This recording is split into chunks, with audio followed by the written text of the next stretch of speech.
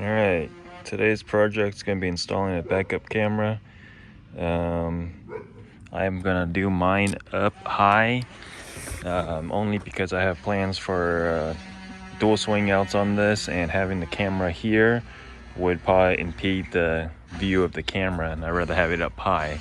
On my model, has a spoiler, and I plan on installing this right below this camera right here, right below the third brake light, which is going to sit right about here, and the light's actually going to slide right in below it, and it will sit, if I remember correctly, like that in there, and it'll point out back, and I'll have a camera here. Most likely probably double-sided tape with some 3M tape in here, and put this back on, and that should be enough. And I'll have to clearance just a little spot. This actually fits in there with the light. There's enough gap, but the wire I'm gonna have to drill or cut just a small spot so the wire can fit through here. And I plan on having the wire feed through where the factory wiring is.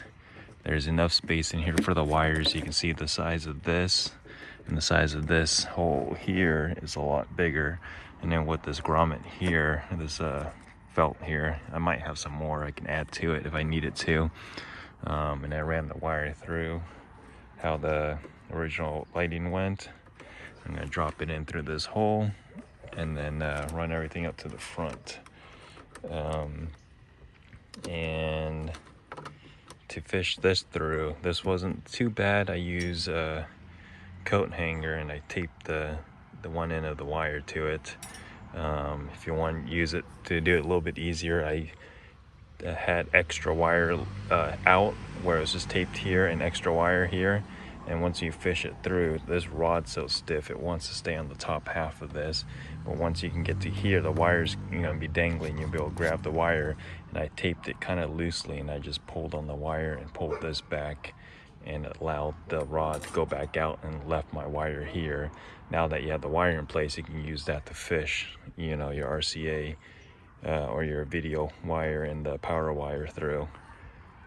And yeah, so next part would be figuring out how I'm gonna fish it into here, which I already have most of the trim pulled away, and I'm gonna route it in through the headliner, and then either have it drop down. I have power source back here, which it's gonna get its power from. I'm gonna keep it hot all the time,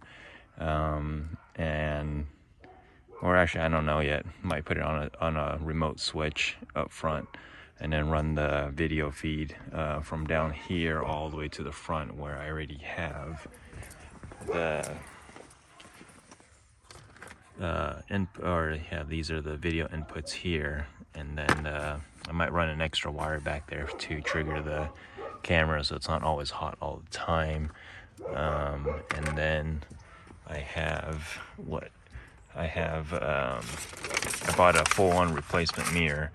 This allows 4 inputs. You can have 2 video feeds left and right of the mirror, and then you can switch between 2 inputs on this one, 2 inputs on here, so you can literally have 4 cameras, which I may do down the line. But for sure I'm gonna have a rear and front camera, and then I'll have 2 extra camera spots that I may use for either side cameras or underneath cameras. And there's the mirror there. It's not wired up, but 2 screens light up, and this one was a direct replacement, and it replaces the full mirror. So I didn't get the clip-on one. I got the one that replaces the whole thing, and it fitted. Came with the bracket. Did it come with that bracket? Yeah, it came with the bracket. I don't know if it came with the bracket, but it fitted perfectly. It even has a wire cover and everything, how it would have been from OEM. And it just clipped right in perfectly. And I got this off of eBay for, I don't know, 75 bucks or something like that. And the camera I'm using, which I've used in the past, is this brand here. I don't know which model. Oh, there's the model right there. Alright, I got the camera all wired up, spoilers installed, the wires all ran inside. And all I did was notched a little bit of the lens right there so the wire could fit on here. a little bit of double-sided tape, and then with the light back on here, it just puts enough pressure on there, it keeps the light in place. And now it's installed. I ran the wires. The wires run into here, over, drops down into here, and then I used the grommet. Let me see if it's still, oh yeah, it should still be open. Ran it in, ran it through this grommet here. I did have to poke a little hole because this grommet, or this loom here, connects to here.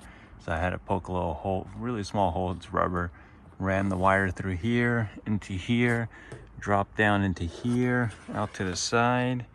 And it's getting its power source from this here, but I'm gonna add a relay with a switch up front. And that way I can turn, that way the camera isn't powered up all the time. And then I ran the wires for the video feed along the side here. It's not fully done yet. Here's the video feed. This is just an extra wire I ran back there. Actually, this is gonna be the controller for the relay. And then I got it routed all the way to my video feed here. And I still gotta do the wiring for this. But, oh, maybe I should close the hatch, but got it all wired up. The mirror's on a relay, and if I hit a switch, kicks on the mirror, or the reverse camera, allows me to see out back. I thought I cut the wires to take the grid, the little parking lines off. I might have to see about messing with that later or not, but everything's all buttoned up. All the wiring's all cleaned. Everything's routed where it needs to be. And there's the camera. A bit further back. Barely see it. So it's a good spot. I like it. It's up high. That way when I get my swing outs, it won't interfere with visibility.